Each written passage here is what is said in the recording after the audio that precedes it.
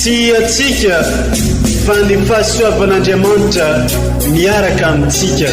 Isika fa ny fahasoavan'Andriamanitra miaraka amintsika noho izy roantsika sandrivaky. Tsy asantsika miaraka aminy. Ny fianakaviana no taniketsa ipoiran'ny vocation. Déploie ton cœur et viens nous sauver. Délivre-nous de nous, délivre-nous de tout. Fasisika tokoa fa ny fahasoavan'Andriamanitra miaraka amintsika. Isika fa ny fahasoavan'Andriamanitra miaraka amintsika noho izy roantsika sandrivaky. Tsy asantsika miaraka aminy. Fa olo raika atikoatrantsika ao aminy, fianakaviana iray ao aminy, tsy misy hevitrevitra. Ny olo no mampizara indraindray, fa Andriamanitra i Jesoa lay mpiandrony tsara nanolotra ny aina olo raika. Ary ao amin'ny fiangonana, ao amin'ny eglizy dia sambatra antsika mahasapa an'izay.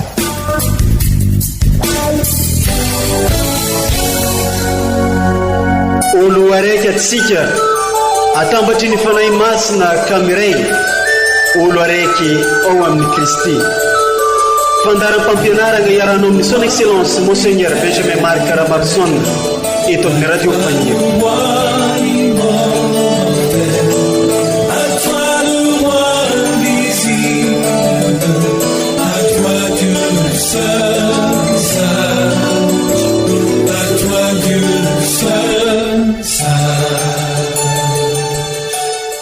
Faly magnano mbola tsara tsika jiaby amin'izao fotoana izao agny an-tokantrano sy amin'ny toerana maro samihafa izay manjotsy tapaka ny radio Faniry. Isaorantsika Andriamanitra amin'ny fahasoavana maro omenantsika isan'andro. Miditra amin'ny herinandro fa 7 tsotra mandavantaona isika ka omeny eglizy loha hevitra dia ny hoe misy asiny ny fijaliana. Manamafy izany ny tononkira nalaina tamin'ny Siraka manao hoe omeo fiadanana ireo manantenanao ry Tompo. Aingany ho masinteny ny mpaminany, inoy ny vavak'Israely mpanomponao sy vahoakanao. Hoenontsika ary ireo vakiteny masina omeny eglizatsika amin'ity alahady fa 7 tsotra mandavantaona taona B ity, izay arahin'ny fampianarana ray aman-drenitsika dia Monseigneur Archevêque Benjamin Marc Caramarson. Koa sainy ampitiavana tsika jiaby agnaraka izegny hatramin'ny farany.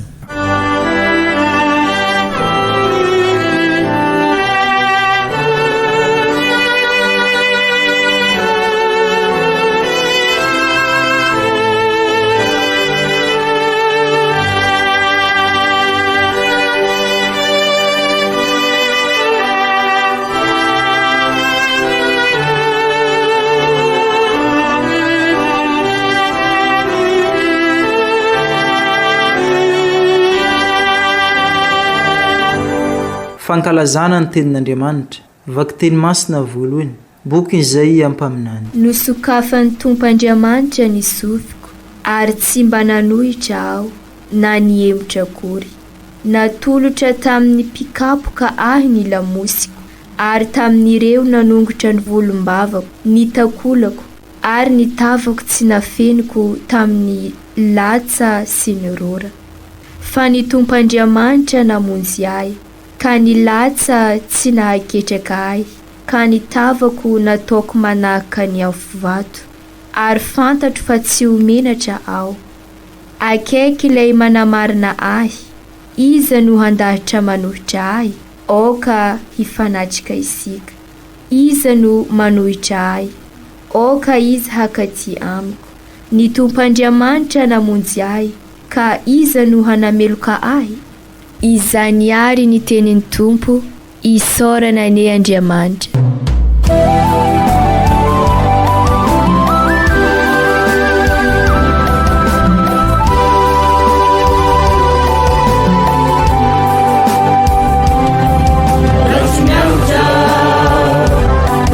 Raha tsy mianatra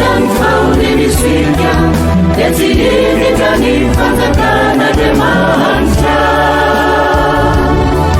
Ratsy miavitra ny fahorinisika dia tsy hiditra ny fanjakan'Andriamanitra. Tiako ny Tompo satria tsokony atataminy. Tiako ny Tompo satria tsy manaletsy dadiny tamin'ny andro rehetra ny atsokony vonjy.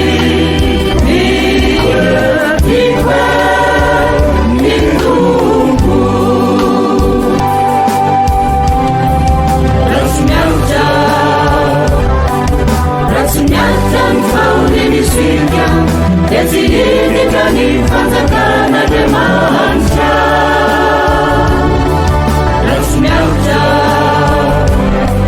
Ratsy miavitra ny fahorinisika dia tsy hiditra ny fanjakan'Andriamanitra. Antiny aho mba hamindra fitopina eo anatrehany sofa velon'indray Andriamanitra rahako sanany namonjy ahy nanomeny fanahy. Tiako ny Tompo. Ratsy miavitra ny fahorinisika dia tsy hiditra ny fanjakan'Andriamanitra. Ratsy miavitra ny fahorinisika dia tsy hiditra ny fanjakan'Andriamanitra. Vaky teny masina faharoa, taratasy ny masinda Jakoba apôstôly. Ry kristianina havana, raha misy olona milaza azy ho manampinoana nefa tsy manana asa, inona no soa ho azony? Moa avonjy azy va izany finoana izany? Raha misy rahalahy na anabavy tsy manan-kitafy sy tsy manan-kohaniny isan'andro, ka ilazany iray aminareo hoe mandehana ampiadanana, mamindroa sy mivokisa, nefa tsy omeny izay ilainy vatany. Inona ny soa ho azony amin'izany? Mba toy izany koa ny finoana. Raha tsy omboana asa izy dia tena maty mihitsy. Amaly koa ny olona anao hoe ianao manampinoana ono ary izaho manana asa koa. Asehoy ahy hoe ny finoanao tsy misy asa ary izaho kosa aneo aminao ny finoako amin'ny asako. Izany ary ny tenin'ny Tompo, isaorana ne Andriamanitra.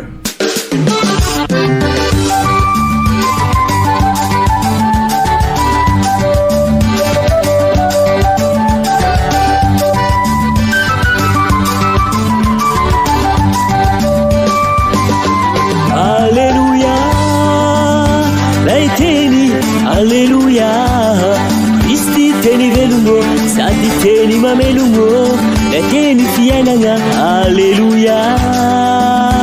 Hey, alleluia. Alleluia, lay teny alleluia, Kristi teny velono sady teny mamelono, lay teny fiainana alleluia.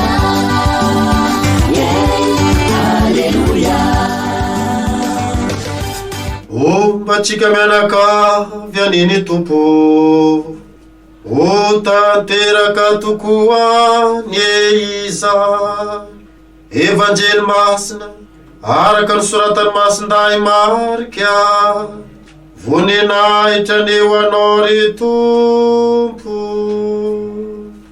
Tamin'izany andro zany i Jesosy sy ny mpianany dia nakany amin'ny vohitra manodidina any Cesarea Filipo.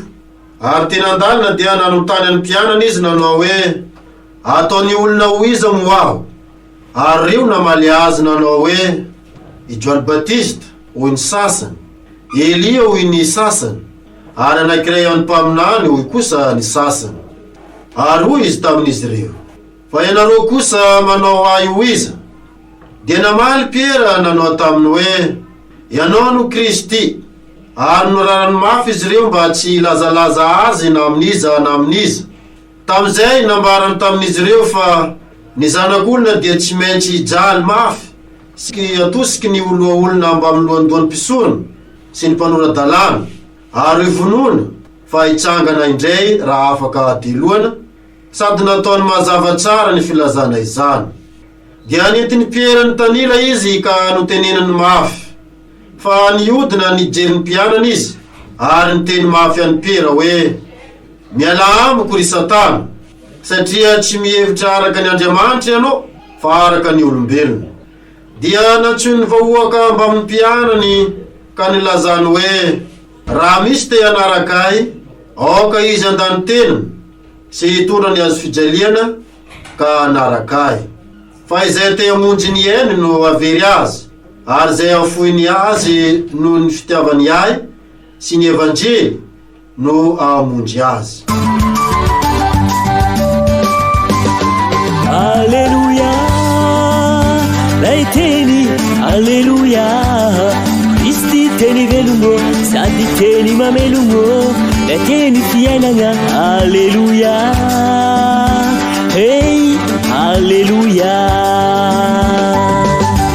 Alleluia, lay teny alleluia, Kristy teny velogno sady teny mamelogno, lay teny fiainagna alleluia,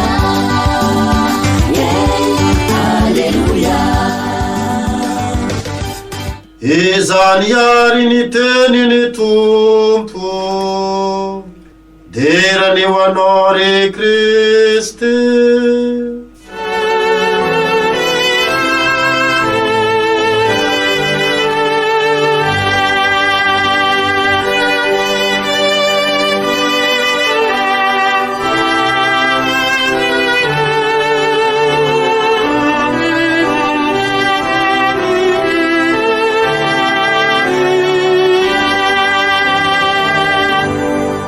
Ry kristianina ava malala manohitra ny dia sikisika vokatry ny kainina fahasoavana mampifahasoavana ka miroso lalindalina koa fa indrindra moa amin'izao taombavaka izao mitondra sika amin'ny taon jobilin'ny fanantenana famonjenantsika. Ry kristianina ava tamin'ny alahady lasa teo tokoa dia tany voamary isika no niarany saotra an'Andriamanitra, satria eo anivosika tokoa Andriamanitra ary mianso asika izy ano ny asany. Manambary zany fa mitoetrany ny vanim-potoana irososika lalindalina koa amin'ny fiainana maha zanak'Andriamanitra sika, maha kristianina sika, maha Kristy mpiarabelona amin'olona sika, ka ahatonga sika ho mpampiavana mitondra fihavanan'ny Kristy eo amin'ny mpiarabelona, anova sika départ vaovao ho Pentecôte vaovao homba ny fahasoavan'Andriamanitra amin'izao synode fahafito izao. Anisan'izany fahasoavana raisika amin'izao ferasika dia eto anivon'ny diocèse izao ny fametrahana any Montpera Redemptoriste ny aloha lalana miandry ny fisanganako velona ao amin'ny fasana vaovao niaraka tamin'ny voadin'ireo zandriny zanany. Izany no manapirofo fa olo raika ao amin'Andriamanitra tokoa isika jiaby araka ny fekempinoana ataosika zao mino ny fiombonan'ny olo-masina, ary dia izay no miainantsika nandritran'izay atelona masina izay, fanohizana an'ilay atelona masina miainasika tany Dego. Ataoko fa mazava amintsika tsara noho izany ny dikan'ny litanian'olo masina amin'ny fanamasinana sy fanatanterana ny voady, ary manapirofo fa na dia eo aza nilanilana dia olo raika isika, na ireo efa nilolalana antsika na isika zay mbola mivahiny amin'ity tany ity. Naverimberisika nandritra ireny fankalazana ireny fa sy tanjona ireo fankalazana ireo fa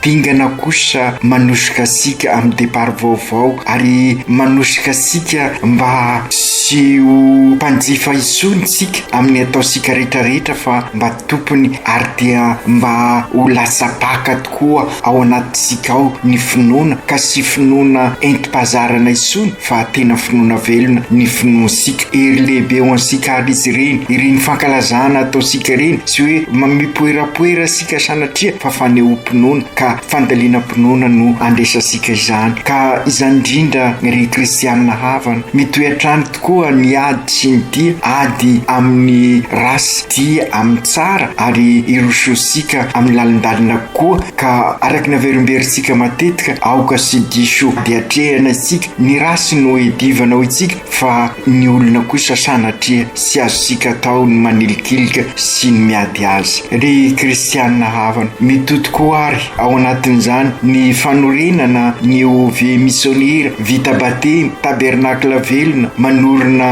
eglizy tranon'Andriamanitra dia ny fianakavimben'Andriamanitra frately tutti win papa olo raika sika ziaby miroso amin'ny fanatanterana ny synode fijanonana fahatelo sika zao taorinan'ny Cannes 2024 ka feno fanantenana sady miditra amin'ny zobilin'ny fanavotana raha teo araka ny volazasika teo mbola ho avy eo ampelantanasika ny torolalana liany amainty afahasika mandalina bebe koa an'izay fijanona fahatelo session fahatelo amin'izao synode fahafito rahantsika manao zao. Matetika no miteny ry kristianina havana sy misy kisendrasendra ao amin'Andriamanitra fa asehon'Andriamanitra amintsika ny sitrany mba hahafahasika mivelona ny mahazanak'Andriamanitra sika. Inona tokoa moa no foto-kevitra amin'izao lahady fa 420 mandavataona zao iza marina Jesosy antsika zay indrindra ry kristianina havana miankina amin'izany valitentsika ny mampiova ny fiainansika ny antoky ny fanorenana ny hoavy zay irisika ho pentekoty vaovao. Io fanontaniana mipetraka io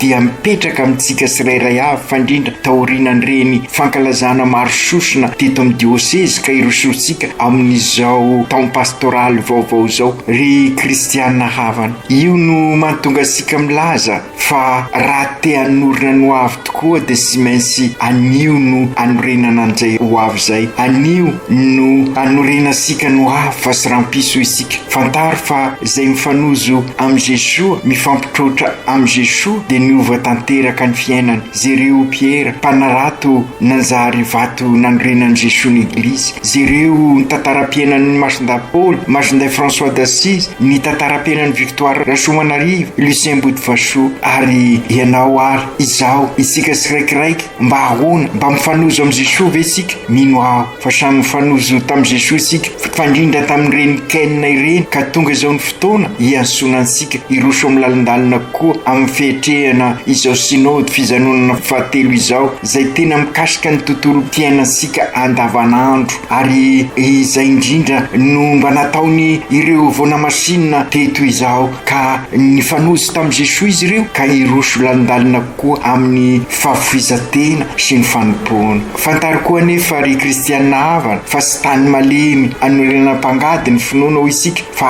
ady sady dia ka zagaga isika raha sy misaraka amin'ny sedra amin'ny fizaliana ny fahoriana ny fanorenana ny hoavy sy misy zany hoavy ahorina amina zavatra malemilemy sy mora simba zany toy ny fasa fa zavatra mafy ka rehefa miresaka mafy dia mitaky faharetana mitaky fizaliana fahafoizana ka izay indrindra ny sy maintsy ho fantatra sika ary zay no antony mahatonga sika ho lavalava ny fanatanterahasika ny synode. Ny sasany efa misy kivy aza milaza hoe maninona no lavabe tahaka zany raha te hanao zavatra mafy sy matotra isika dia sy maintsy mitaky faharetana ny fanaovana azy ny fanorenana trano tsy vita indray andro. Ireo rehetra reo ary ry kristianina havana nodinisika sy banjintsika miainga amin'ny reo vakiteny atolotry ny eglizy androany zay andro pasoavanao asika ho isika satria afahasika miroso lalindalina koa ho asika eto amin'ny dioseza amin'ny fanatanterahana an'izao synode izao. Araky ny averimberisika matetika ihany koa ry kristianina havana sy tany malemy anorenam-pangady ho isika ny finoana fa tany lonaka iasan'ny fahasoavan'Andriamanitra ka sy misaraka amin'ny fahafoizana sy ny fanompoana io voalaza io ka izay indrindra no tiany ireo vakiteny asongadina amintsika amin'izao lahady fa 420 mandavataona izao na dia sy tadiavina aza ny fijaliana dia sy misaraka amin'ny fiainam-pinoana. Izany no mampisy asina ny fijaliana satria manampy asika hanamafy kokoa ny finoasika. Sara ny manipy fa amin'ny talata ho avy dia ankalaza nanandratana ny azo fijaliantsika marina sy ny fijaliana no tanjona fa ny azo fizalian'i Kristy no lalana mitondra amin'ny famonjena, ary zay no banjintsika amin'izao Jobily ny fanantenana izao, ny famonjenantsika izao ka manambara fanantenana io lakroa io. Ndeo zay resika ireo foto-kevitra atolotra ny eglizy ka zary sakafo mamelona antsika amin'izao dingana misy asika izao, amin'izao andro sarobidy irosoan'ireo to avatsika amin'ny fanamasinana pretra izao. Sy ireo rery no mandray ny fahasoavana fa itsika menakavy, isika olraika ziaby ny dioseze manontolo no mandray ny fahasoavana atolotra Andriamanitra ho antsika. Tsy afenina fa mafy ihany koa izay voalazan'i Isaia mpaminany amin'ny vakiteny voalohany, tsy maintsy vonina hiatrika ny fizaliana izay mpanompon'Andriamanitra araky ny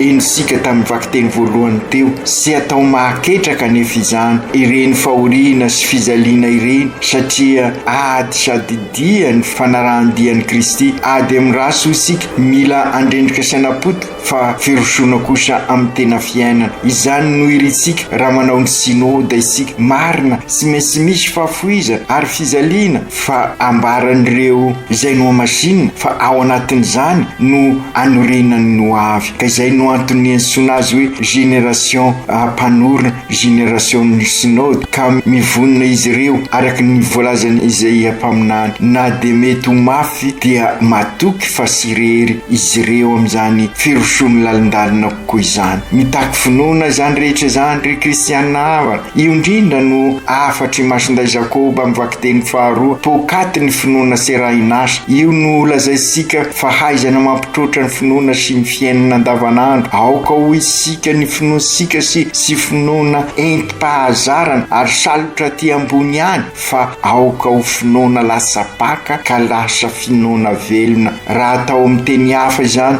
dia aoka ho vokatry n'izao firososika lalindalina izao, taorinan'ny Kaina ao anatin'izao fanamasinana izao. Aoka ho isy fandresan-tanana bebe koa eto amin'ny diosezitsika, na ara-panahy zany, na ara-saina, na ara-nofo. Tanteraky zany raha sy mpanjifa itsontsika sy consommateur fotsiny, fa tena mpiansehatra, acteur, mpamelona amin'ny lafiny rehetra, zany hoe manatanteraka an'izay maha kristianina tsika izay. Misy dingana maromaro sy maintsy lalovasika mba ho tanteraky zany rehetra zany. Ka okary izao fanatanterahantsika ny sinôda tsika izao, izao ezaka ataosika izao ho hitondra sika iroso amin'ny lalindalina koa. Ary zay raha teo no ambarany evanjely arosony eglizy amintsika ny an'ity. Mila mahay mamaly ny fanontaniana apetraka ny Jesosy ao amin'ny evanjely sika, ary azo lazaina zany fa ny sinôda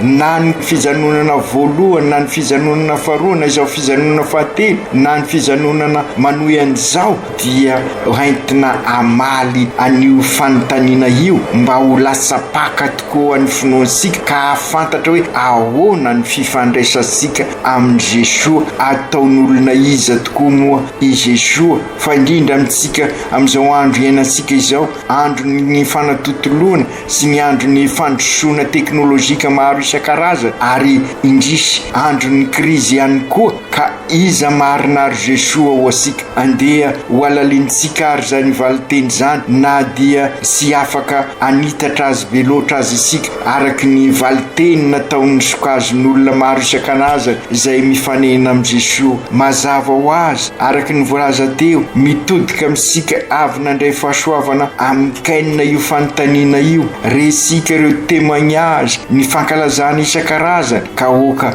mba afaka amaly an'io fanontaniana io sika. Raha ny evanjely de resika ny valiteny nomen'ny olona, Joanny Baptiste, Elia sy ny sisa, ireny ny valitenin'ny olona, fa ny valiteninao mba ahoana, valiteny kokoa mba ahoana. Mbola manakery ireo valiteny nataon'olona ireo raha mijery ny manodidina ansikasika, fa indrindra amin'izao vanim-potoanany krizy izao. Ary dia fantatra sika fa maro izay manombotra ny tenany, manendry tena ka milaza azy ho mpaminany, zany hoe mangetaeta leader mpitarika ny olona amin'izao andro iainantsika izao ka misiry ohatra ny anana ireny izay manindry tena ho mpaminany sy ny sisa sy magaga raha maro ny mpanararoatra ka misangana ho mpaminany ho isika fantaro anefa araka ny voalazan'ny vakiteny voalohany ny atao hoe mpaminany ary ny miandry ny mpaminany olona mafoy mano mitarika ny olona ivelona ny sitrapon'Andriamanitra na dia miankina manaina aza izany ny atao hoe mpaminany fa sy araka ilay eritreretintsika hoe mahafantatra ny ho avy no mahafantatra ny ho avy izy satria mahafantatra ny sitrak'Andriamanitra ary mivelona ny sitrapon'Andriamanitra ka noho izany aoka sy afangaro sika amina zavatra hafa izany resaka hoe mpaminany izany fa olona mizoro ho vavolombelona tahaka an Jesoa nanasitrana nanafaka amin'ny fahoriana nanafaka amin'izay mamatopatotra rehetra isika eo ve vita batemy dia iraina o Jesoa mpiarabelona amin'ny olona amin'izao ka isika no voahiraka hitondra ny vaovao mahafaly manafaka ny olona ihany koa amin'izao krizy mafy maro lafy sedraina zao mila fiomanana izany rehetra izany ka izay indrindra no mahatonga asika miofana ho lalindalina koa amin'izay finoana izay no ataosika amin'izao synoda izao ary izay ihany koa no mahatonga ny fiomanana ho pretra sy mitovy amin'ny fianarana rehetra ho isika izany no mahatonga asika miatrika izao kiondalana izao na ho rendrika na ho tafita ho iny papa ary nampino hoe tandremo so efa tara isika manao izao synody izao isika mba hanova asika ainga vaovao ka izay indrindra aoka ho fantatra asika fa matoa malava tahaka izao ny fianarana ho pretra dia mba ahafantarana marina iza Jesoa mitodika amintsika tsiraikiraika koa ary Jesoa ny any ty tahaka ny mitodiany tamin'ireo zay noa masinina ary mitodiany tamin'ny apôstôly mitodika amintsika tsiraikiraika avy nanatrika ny kenina sy miditra amin'ny fankalazana ny sinoda i Jesoa ka manontany antsika tsiraikiraika izy hoe ataonareo iza mo ao matoa afaka namaly ny fanontaniany Jesoa i Piera ny solotena ny solovavanyireo apôstôly namany dia satria niara-dalana tamin'i Jesoa izy ireo nahitany Jesoa nampianatra nahitany Jesoa nanasitrana nahitany Jesoa nanafaka tamin'izay mamatopatotra rehetra ka izany indrindra ry kristianina havana no ezaka iarahantsika manao amin'izao sinoda izao ny dikan'ny sinoda raha teo moa araky ny fantatra asika dia fiarahan-dia fiarahan-dalana amin'i Jesoa fiaraha-mivavaka fiaraha-mifampidinika ho isika ka izay no tanterahintsika fa indrindra amin'izao fijanonana fahatelo izay miatrika ny atim-panahiny isika amin'ny andavanandrom-piainantsika satria raha mahay mifampitsimbina mifanasoa mikasaka ny soimbonana isika dia mitoetra ao amin'ny fiadanan'i Kristy satria ampihavan'ny Kristy ka zary mpiray tampo araky ny voalaza asika dia noho ny fahendren'ny Piera sy noho ny fahendren'ny Piera na noho ny fahaizany no natonga azy nahay namaly any Jesoa fa fanomezan'Andriamanitra araky ny voalaza ao masinday Matio hoe sambatra ianao ry Simona zanaky Joany fa sy nofa mandra no nanambara izany taminao fa ny raiko izay any an-danitra toraka izany ihany koa sy noho ny fahaizasika na noho ny fahendresika na noho ny angovosika na dia tena ilaina azy ireo rehetra ireo no entisika nantanteraka an'izao sinoda izao fa ny fahasoavan'Andriamanitra miaraka amintsika ka aokary ny fosika no atolotra asika an'Andriamanitra tahaka ny Piera ka afaka namaly an Jesoa tany Filipo ny Sezarea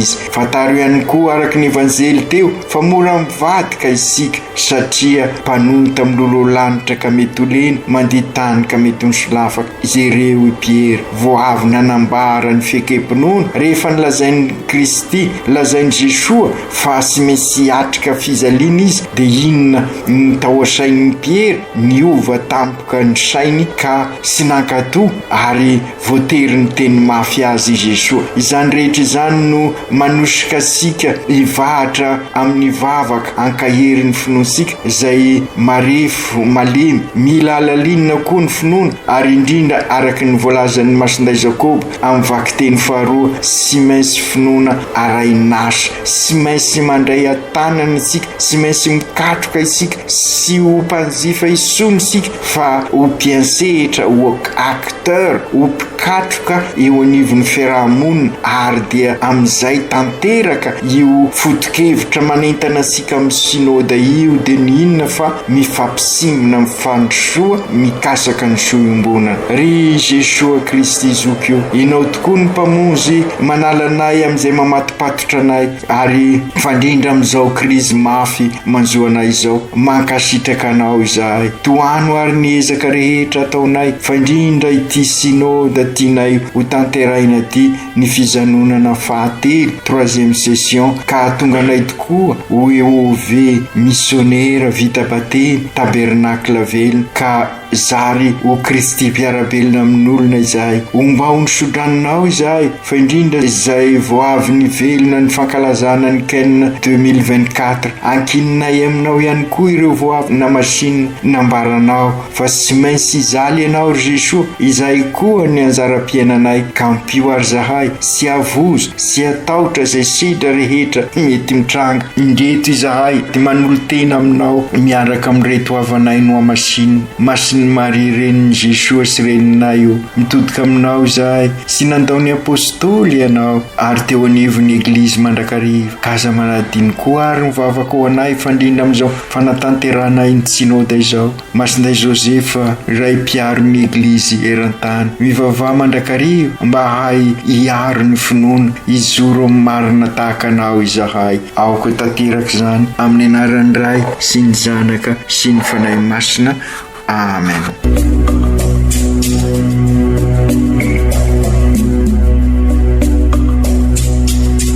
Tsy atsika fa ny fahasoavan'Andriamanitra miaraka amintsika.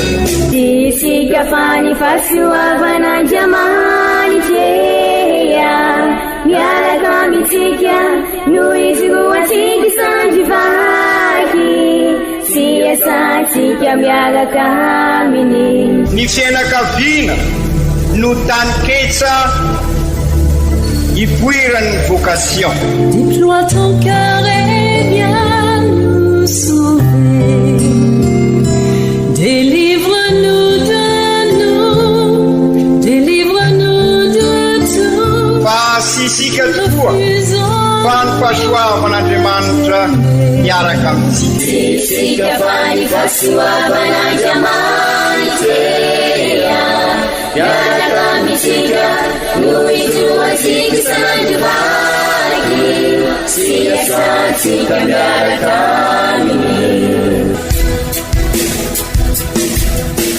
Fa olo raika atikoatran'isika ao aminy, fianakaviana iray ao aminy, tsy misy hevitrevitra, ny olo no mampizara indraindray, fa Andriamanitra i Jesosy lay mpiantrony tsara ranolotra ny ainy, olo raika, ary ao amin'ny fiangonana, ao amin'ny eglizy dia sambatra antsika mahasapa an'izay.